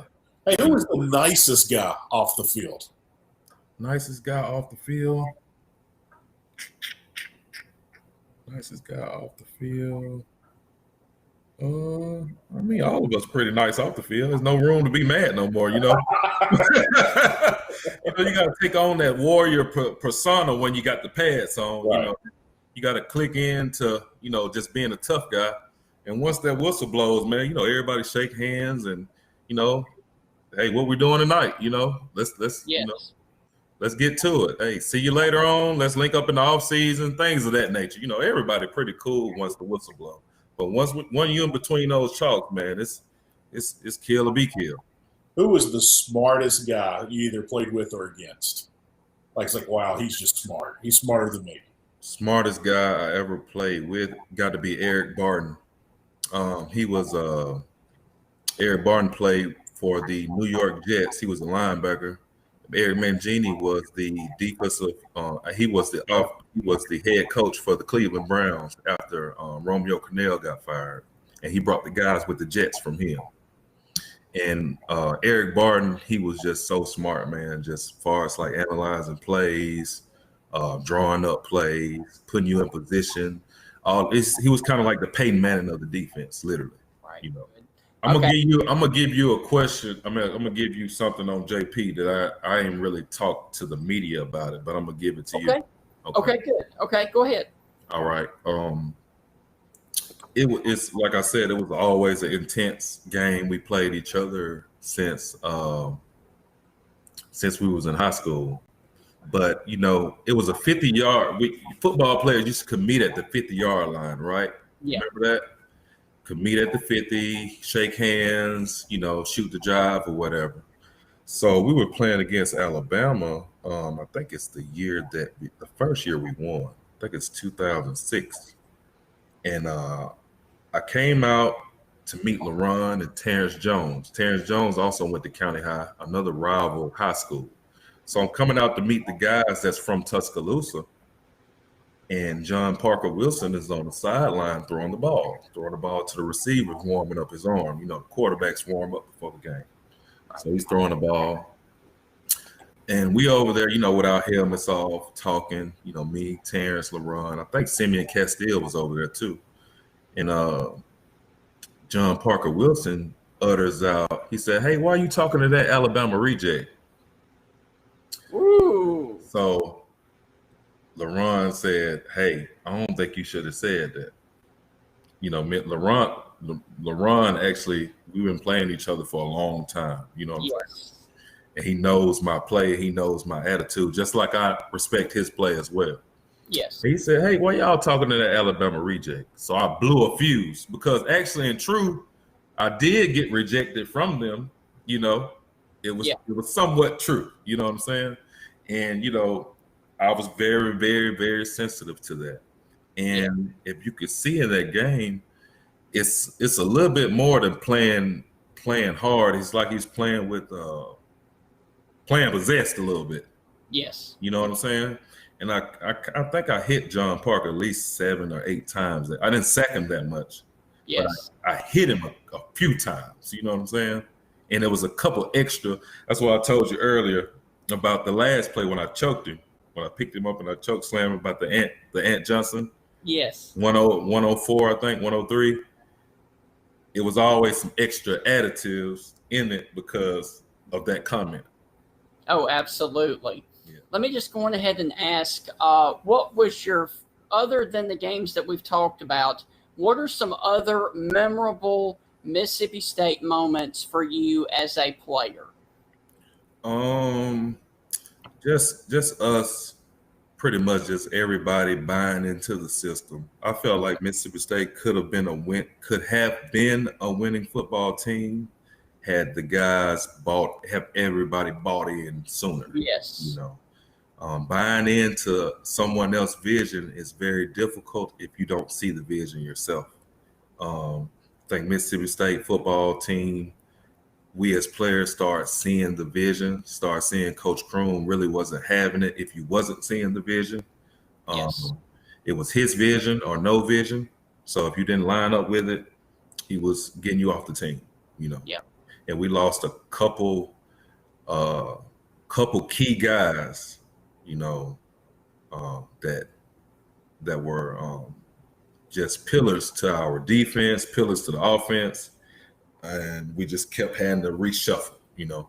Yes. And I felt like once Coach actually got the guys that he wanted to play with in position and everybody knew what was expected out of us, we came and started winning. And I think the rest was history. I think if we would have had another year together, we would have did awesome. You know, we were just getting started. You know what I'm saying? Right. But, you know, it was, you know, the late start is better than no start. Yes. And, I feel like our team, the Kroom era, made Mississippi State cool again. You know, I felt like it made players want to come, you know, students want to come because of what we did on the field. Because football, you know, basketball is big, soccer is big, not taken away from any other sport, but we all know the America's sport, you know, it's football. And if the football program does well, the whole school does well. And my last question for you is this. Looking back on the 2020 football season, what were your thoughts on the first season for Mike Leach in Starkville? Well, you know, it's always difficult, I say, your first year. You're trying to get your system going. You're trying to get your guys going. It's a lot of things. It's a lot of variables that you don't know because you haven't been in the position with these guys. You know what I'm saying? So I feel like the first year is kind of like a free space on the board. You know what I'm saying? We can't really judge too much. We can judge, but we can't judge too much because it's our first go at it. The second year, we could take stats from the first year, compare them to the second, and pretty much give you a better analysis on what he is as a coach, what his offense is, what his defense is, so on and so forth. So I think this year will be the year that we can really sit down and say, hey, this is what his style of defense is, this is what his style of offense is, and we can make a judgment on that. Yes. Well, Titus, man, thank you so much for your time. And one more time, please tell everybody about your restaurant, where they can find you, and where they can find you on social media. Okay. Our restaurant name is Flavors Seafood and Soul Food. We're located at 1509 Dinah Washington Avenue. We're next to Central Elementary. Our contact on Facebook is Flavors Seafood and Soul Food. Our website is www.flavorseafoodandsoulfood.com. You can check out the site. You can Google us, check out the reviews. I think we're at a 4.7, 4.8 stars. On those are the most stars I ever had. I was a 2-star player coming out, but I got a 4.7 star restaurant, so awesome. It's better than I am as a player. So you need to come out and check it out. Absolutely. Well, man, thank you. And real quick, you had the Alabama basketball team stop by last week. What was that like? Oh, it was cool, man.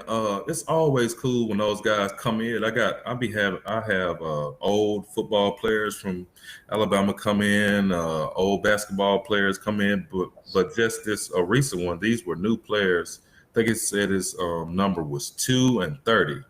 I'm really not a basketball watcher, but I'm going to start watching it now because those guys come in and support me. So yes. I'm going to learn their names and learn, their style of play and try to support them and still root for state at the same time. You know what I'm saying? Yes, sir. Try to keep the business part of it and the brand part of it separate. Yes. Well, man, thank you so much for your time, and hopefully we can do it again soon. Yes, sir. Thank you, Steve. All right. And I appreciate the opportunity. Yes, sir. Thank you. Yes, sir.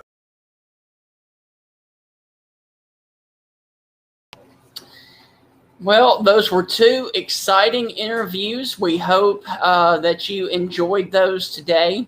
Unfortunately, Heath was not able to join us today, but I think we got through it okay. So I hope everybody has a great rest of your evening. That is going to wrap up the Stingray show for today. And hopefully you guys will tune in for our Friday edition of the show, as we're actually going to have Rennie Curran on, a former player from the other Bulldogs on the other side of the conference, the Georgia Bulldogs, to talk about some of his playing days over there in Athens. And, of course, he is a motivational speaker, and he has a book out. So we're going to talk with Rennie Curran, former Georgia linebacker, on Friday, and hopefully another guest as well. But we are going to cross our fingers on that one. So I hope you guys have a great rest of your day. And as always, God bless. We will see you right back here only on the Stingray Show on Friday afternoon. God bless. The Dogs and Stingray are coming for you! This is Stephen Ray, a.k.a. Stingray, coming to you live from Tuscaloosa, Alabama. Good afternoon, Mr. Feinbaum. Stingray here, and I'm about to shoot the bull with you like all the Auburn students do down at Auburn. Worst defense ever! So without further ado, here is the biggest Alabama going for the field goal. The kick is up. It is away. It is no good. Chris Davis bringing it out of the end zone. Oh, he's got blockers. Chris Davis up the sideline. Here he goes. Here we go, guys. Dobbs back to pass. Launching the ball. Jennings, he's got it. Jennings, he's got it. Touchdown, Tennessee. They shocked the Dogs in Sanford Stadium. Are you kidding me?